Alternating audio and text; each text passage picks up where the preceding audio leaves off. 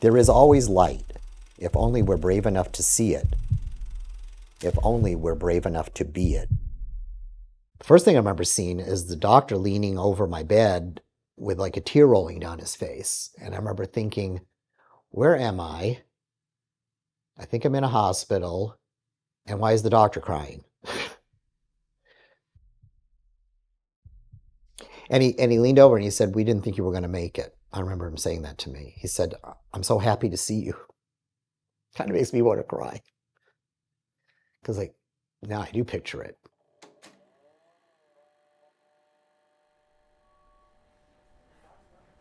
You're laying in a hospital bed and you've just lost a third of your body. For me, it was. I lost both the bottom, the below the knee of both of my legs. So that's like a third of my body.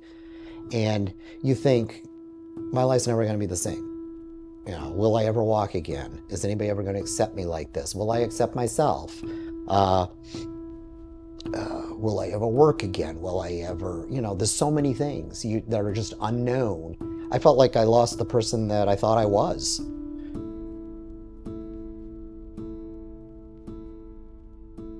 I'm asked all the time about my amputations and my prosthetics and my experience with that. And I've struggled in the last 8 years since becoming an amputee with being able to tell my story and talk about it. At first I shied away from it. But over time I've realized that I need to learn to talk about it, and I think it's important for me to talk about it and be open about it.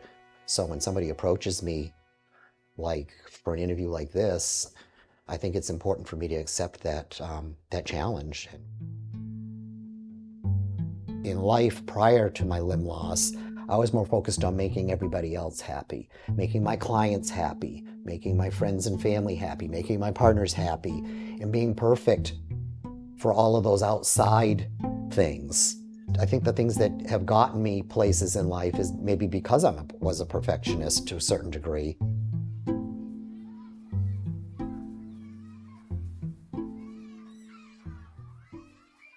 Growing up gay, you don't want to disappoint anybody.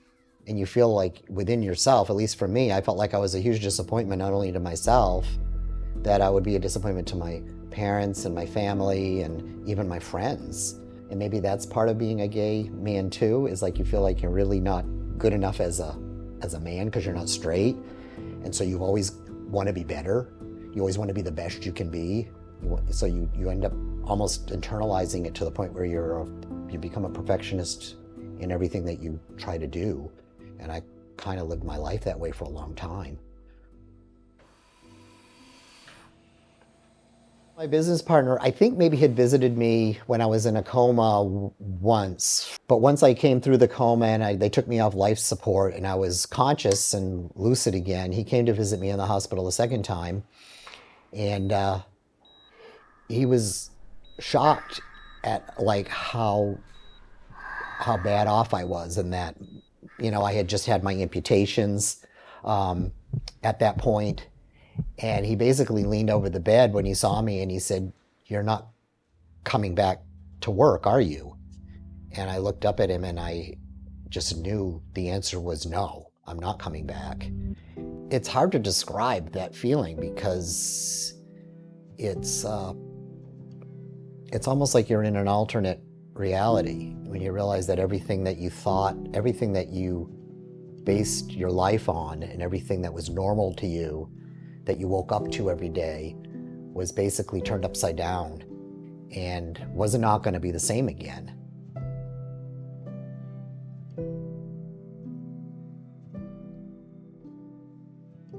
The dark for me was the weeks I laid in convalescent hospitals waiting for my body to heal so that I could go to rehab and basically start learning to function. I didn't feel like I knew what my future was going to be like. And I had, for weeks and weeks, I laid there just not knowing what my life was going to be. I was depressed. I basically stared at the wall. I stared out the window.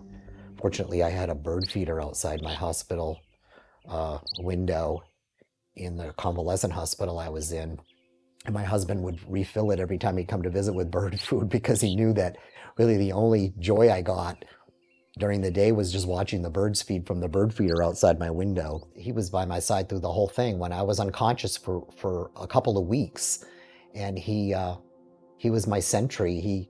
He wanted to make sure that I only had positive people in the room with me. He didn't want anybody coming in my room that was going to break down and cry or gasp in horror.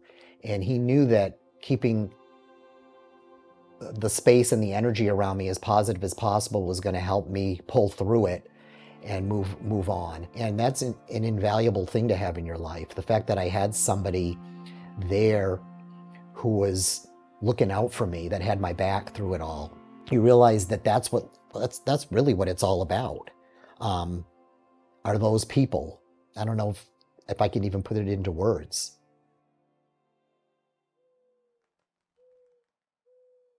I started to see the light again and come out of that dark place when I finally got into a rehab, like a physical inpatient rehab facility.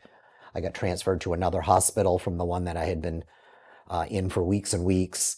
And once I got into that rehab facility, the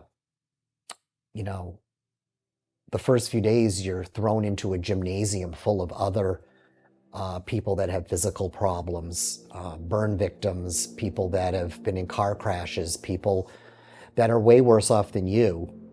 And I remember being in the gym and looking around and feeling sorry for myself, but then looking at other people who had been there longer than me, obviously, and were way worse off than I was. And you sort of have a gut check and you realize that how lucky you are. It really was like a revelation for me, those first few days in rehab, just being immersed in so much physical trauma and physical pain that other people were going through. It made me realize that I needed to be grateful for what I had and not feel sorry for what I'd lost. From that point on, I think I started to embrace the light.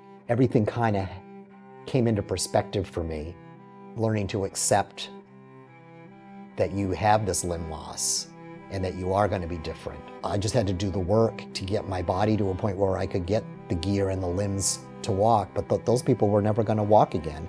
I didn't accept it all right away at that moment, but that was where I think I had a pivotal moment where I could kind of see the light. Like I could see light at the end of the tunnel.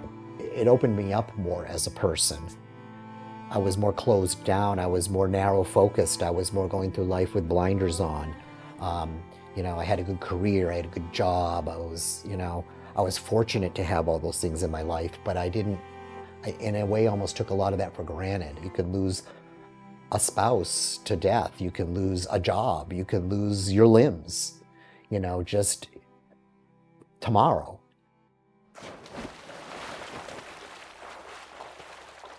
I used to swim all the time. And swimming for me has become a real difficulty. Your buoyancy is different. There's just so many things different about your body when you lose a third of it that affects how you can swim. I always thought, well, once I get over the fear of being near the water, as an amputee, I'll get back in the pool and I'll be swimming like that because I was such a good swimmer. And then the first time I finally got over that fear and I got down in the pool with somebody and tried to swim, I immediately sank.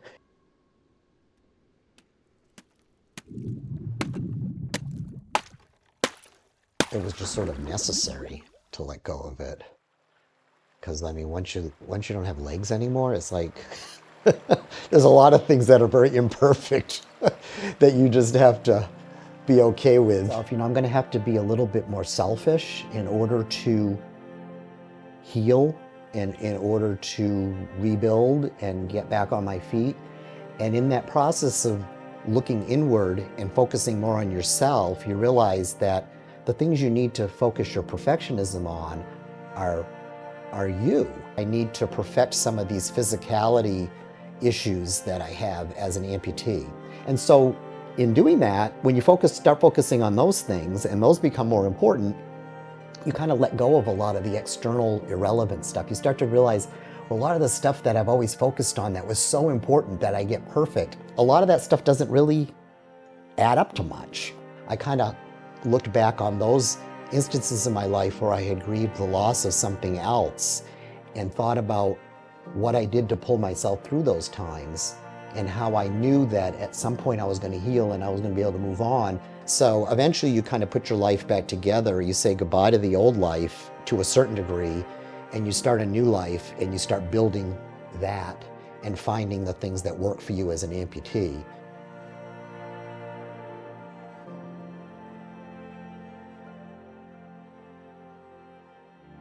I feel like I had to say goodbye to the Alan that there was before and embrace a new Alan and build and design a new Alan. It's like it's like a 180 because you start your life being somebody who you're not for everybody else, like pretending you're not who you are and instead being who you think everybody else wants you to be. You know, the straight kid in school, the this, the that, all of those things. And so it's a journey to let go of all of that and strip all that away. And when they finally, all the layers just got stripped away when I lost my legs, because then it's just like you're just bare, you're naked at that point. So it's like I can either accept who I am at this point, or I can start building a facade back around me of somebody else. And it's like, what's the point at that point? So I'm a 64-year-old gay man that embraces his fears now, that the things that used to terrify him, I walk towards those things now, things that I used to coil away from because I didn't think I would be able to do them, or was afraid that I would somehow hurt myself or embarrass myself. I walk towards those things now. I was never that person. You know, once you're walking around in prosthetic gear, you are what you are. People see who you are, so there's really nothing to hide. I think it's important for me to be out there in the flow, be at the gym, be at the supermarket, you know, be places where people don't normally see an amputee. And I think that sometimes surprises people and in some ways sometimes inspires people. So that 180 for me has been a man who accepts himself for who he is, who walks towards his fears, who learned that he has courage. I'm Alan Fraser. I'm a 64-year-old man who 8 years ago had a life-changing health crisis that doctors said I wouldn't live through. I'm grateful today to say that I'm still here, still able to live a healthy life, and to share what I've learned through that journey.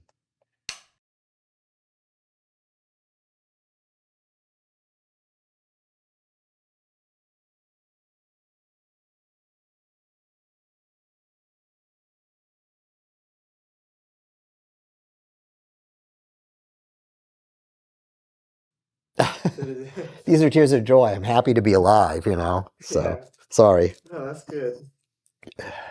That's good.